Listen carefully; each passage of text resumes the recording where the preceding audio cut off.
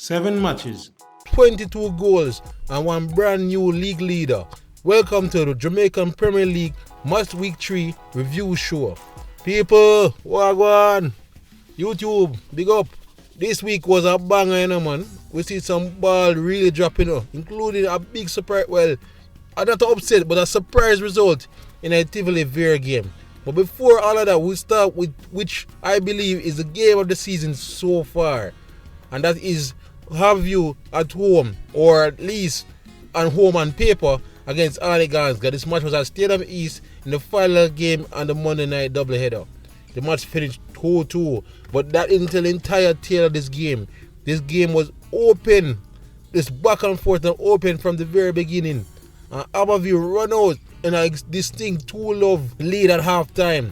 A well-taken goal, right, from a great shot from far out, and then it capitalized on a poor defensive play by Arnett to get one-on-one and finished by Bradford for the second goal.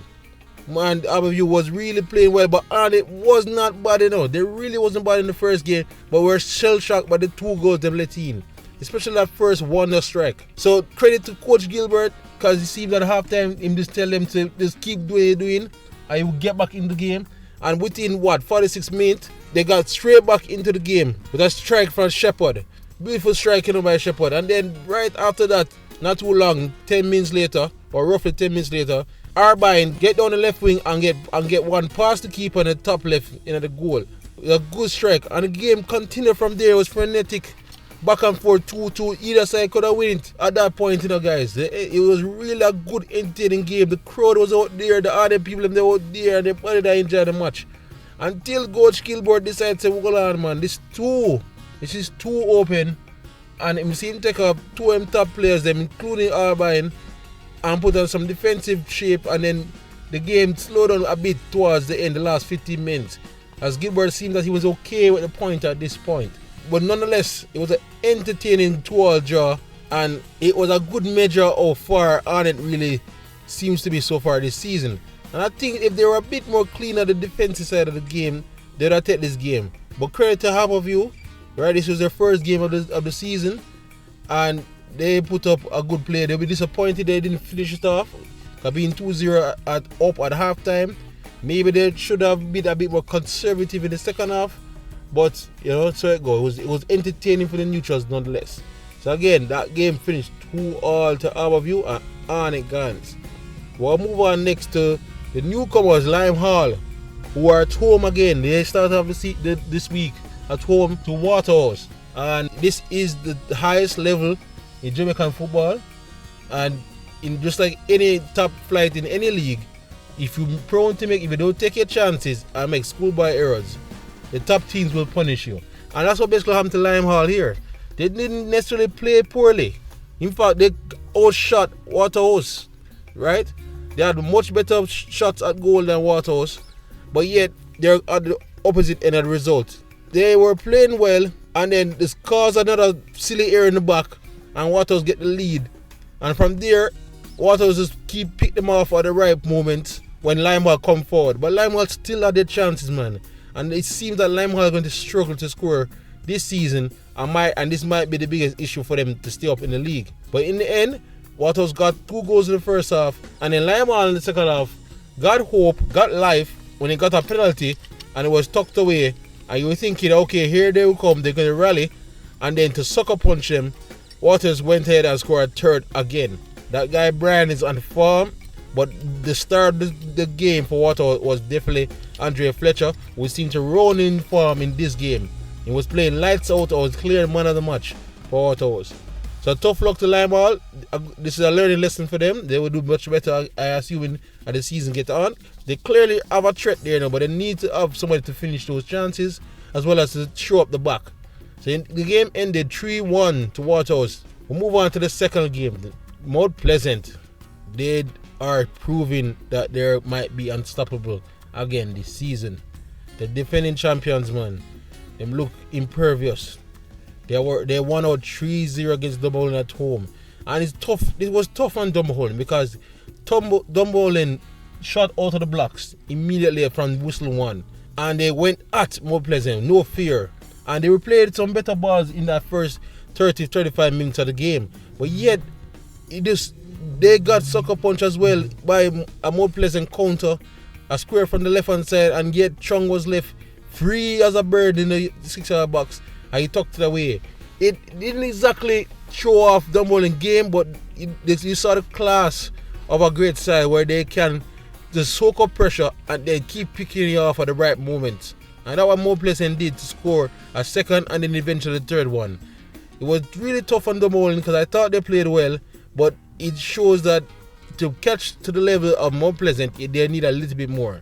As for the defending champions, well, I said it in the preview show, they seem like the class of the league so far, and they're proving it so far. And yet to receive a goal, and no, there's no scoring on the other end. So the rest of the league need to look out. We'll see how they fare on their travels though. But so far, Jacksal, they look untouchable. In the other game now, moving on now, Montego United, Cavaliers. I predicted a Cavaliers victory here, but I did put the distinction that Cavaliers coming off their Champions Cup run where they made the final might be a bit tired or distracted, and I'm not sure if that necessarily was the case here. They didn't seem to be playing as if they were tired, but Mobe finally string some things together, but they finally get one goal away and then they try lock up shop after. The Brazilian courier got the first goal of the season for Mobe, and they run out 1-0 win over Cavaliers. It was tough on Cavaliers, but you expect with the quality they have, they will bounce back, right? Or maybe they will be distracted until after this Caribbean Cup final, which is up to December. But Montego Bay needed a much needed victory to get their season up and going, right? Their first victory of the season, and again, they were probably going to look to show up Westport Park as a fortress going forward. Okay, don't seem them necessarily travel well.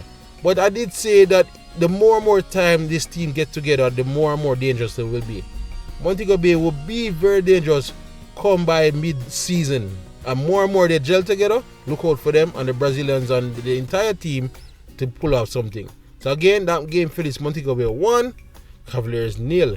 Now we'll move on to Humber Lions at home in Clarendon there against Mull Lions. I'll be honest, there's not much information was get again on Humber Lions. For I have to say this, for a parish that produce so many D-Cup champions and great D-Cup teams, especially this year, I think the Premier League team they have in Clarendon deserve a bit more coverage from the media. Humber Lions need more coverage, people. The game finished 1-1 to Mull Lions, and I feel like Humber Lions going to feel like this is drop points here at home to the struggling Mull Lions.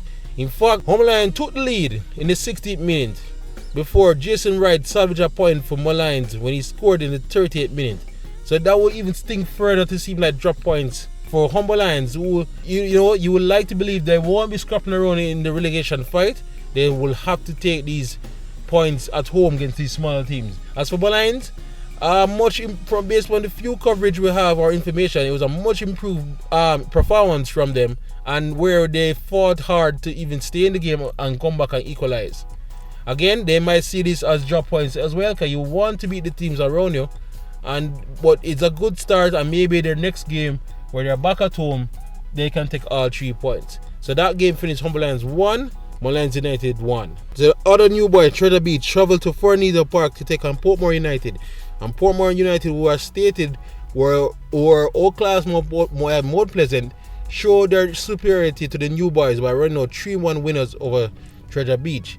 In fact, it was a stroll in the park, the Fornito Park, for Portmore, as they were easily scored the 3 goals in the first half and this kickback in the second half, right? They were not much fuss or trouble by Treasure Beach, and Portmore had just an easy Sunday afternoon going forward.